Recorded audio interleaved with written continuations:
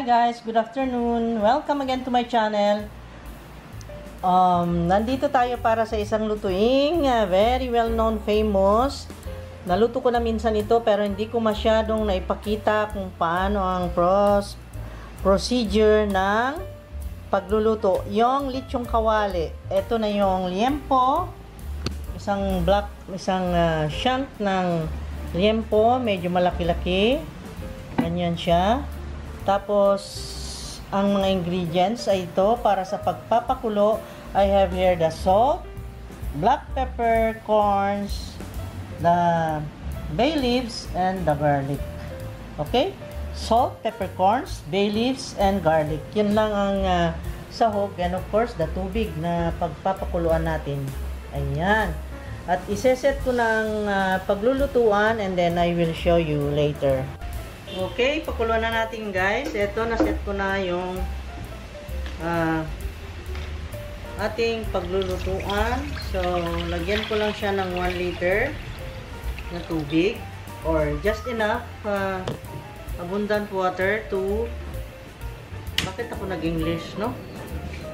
Bakit ako nag-English? Haha! Alam nyo guys, nasasanay ako nag-English kasi parang bilang respeto sa lahat ng buong mundo. Diba? Ganun. So, lagyan ko na siya ng salt. Then, black pepper. Then, the bay leaves. And then, the garlic.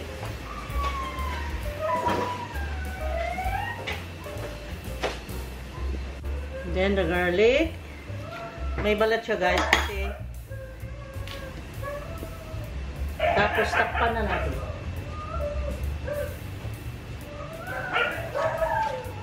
Umiiyak yung aso dahil naulanan.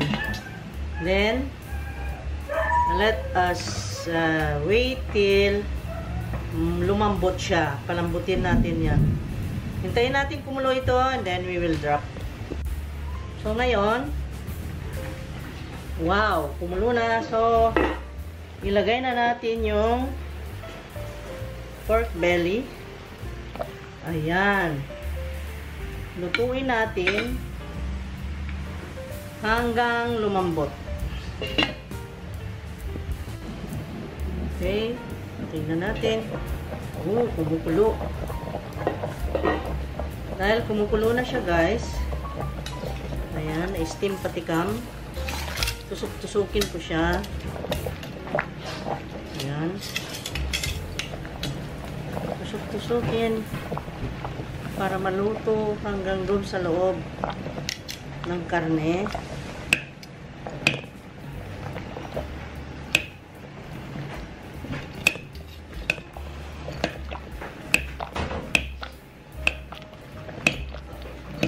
Ayan. Tapos takpan and then hinaan ang apoy hanggang lumambot. Ayan. Okay.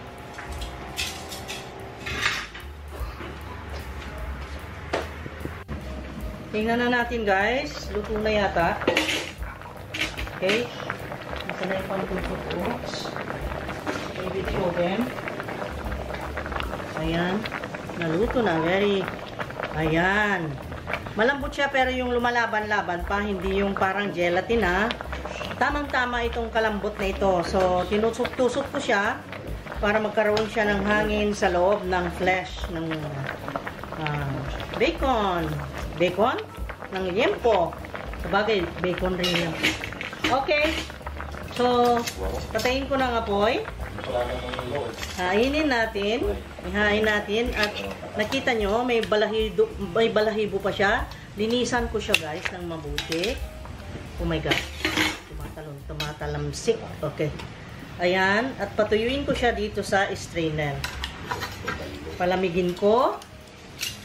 Hayaan ko lang naka-open para mahangin-hanginan. Ito na siya guys. Nilagay ko yan sa strainer. At hayaan lang natin dyan. At pagka malamig na, ay tatanggalan ko siya ng balahibo dyan. Okay? So, now is the time na hatiin ko itong aking liempo. Okay? So, Papa, hatiin mo. Hatiin mo in half. Dito? Or half ba kaya? Or pa-crosswise na lang. 1. 1. Hindi buo nga. Iyan mo din. 1. Ganyan, tapos ganon. Bali, 4. No? Yan, tapos ganon. Apa? Oh, bali, 4. Hatiin mo muna sa gitna. Huwag mo nga gamitin ito. Tangkalan.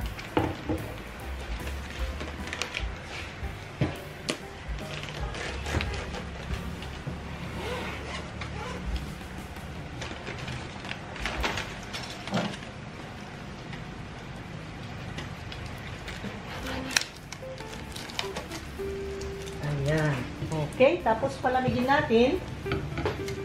Ang gagawin ko ngayon, dahil ayan, ready na, ilalagay ko siya ng 15 minutes sa refrigerator. Pero before that, ipatuyuin ko muna ng punas-punasan ko ng tissue.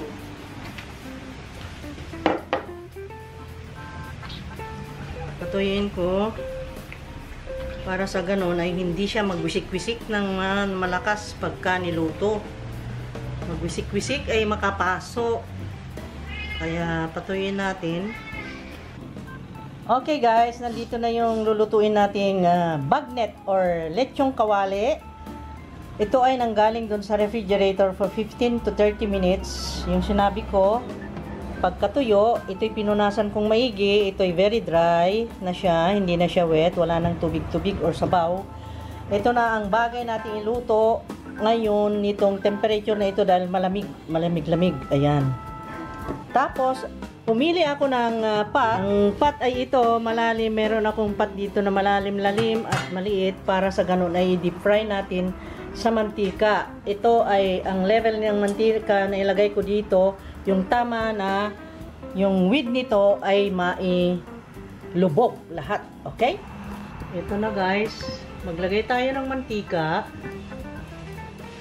dito sa pot. Abundant na talagang maabot niya yung pinakatap ng width ng yung liempo shank. Maybe like this. Ayan. Initin natin yan hanggang 100 degrees centigrade ang init para sa ganun ay maganda ang putok ng ating lechong kawali. Okay? So, sindihan. Ayan. Sinindihan ko guys. Initin natin. Maybe takpan ko muna. Takpan ko muna siya para sa ganun ay mas madaling uminit. And then, saka natin ilubog yun. So, mainit na. Mainit na siya. Ayan na, iluto na natin. Bago pa na maubusan ng battery. Init na.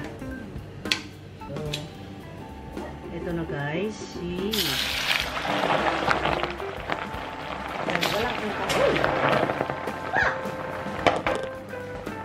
Oh my gosh.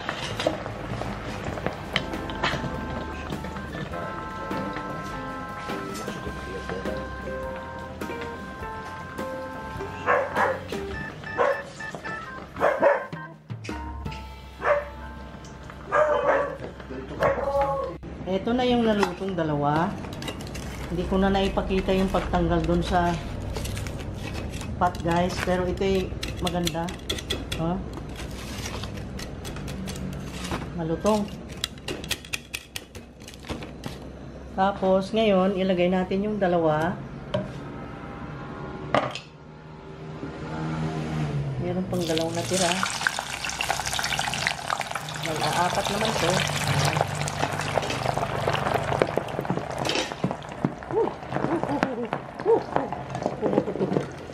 Pumuputok-putok. So, hintayin natin na maluto and then ipapakita ko sa inyo mamaya after 4 minutes. Sorry guys, nakita nyo yan at may sausawan. Naubos na habang naluluto kasi nasarapan sila guys. Oh, ayan oh. Oh, huling-huli oh. Paano na yung thumbnail ko? Hoy, hindi na ako kumain ha. Yung si... Oh, nagbintang-pintang pa. Marco, inubos mo rin to. Ako itong nahuli Masarap mo kasi nag-slice eh. man. Grabe, ito ang manghuli oy. Yung timing na ako, nag-iwa rito eh. Huli ka eh. Nagpatalikod lang ako konti. Naubos na yung lechong kawali ko. Oh, video mo na oh. Ano? Ano? Pinaghandaan pa ng sausawan guys. May sausawan siya oh. Naubos guys. Paano na itong thumbnail ko? Malutong masarap kasi. See that? Okay na. Tanggalin na natin. Alisin na. Ayan, harvest. Oh, mapasok kayo ha sa kakakain nyo nito. Look at this guys. Wow. Nakita nyo yan. Oh. So yummy. Look at this. Look at that. Oh, yummy yummy. Pinasayaw na niya. Okay. Pinasayaw na niya. Okay. Ito namang cam ko ay hindi makakita guys, nakabaw. Ayan. Ayan na. Then the other one. Luto na. Salamat Lord, nakaluto na naman kami ng masarap na lechong kawali. Ayan, nakita nyo? Amoy yata nila ito. Wow. Sarap no? Mukha yatang hindi na mauulam to. Magiging snack na lang nila ito.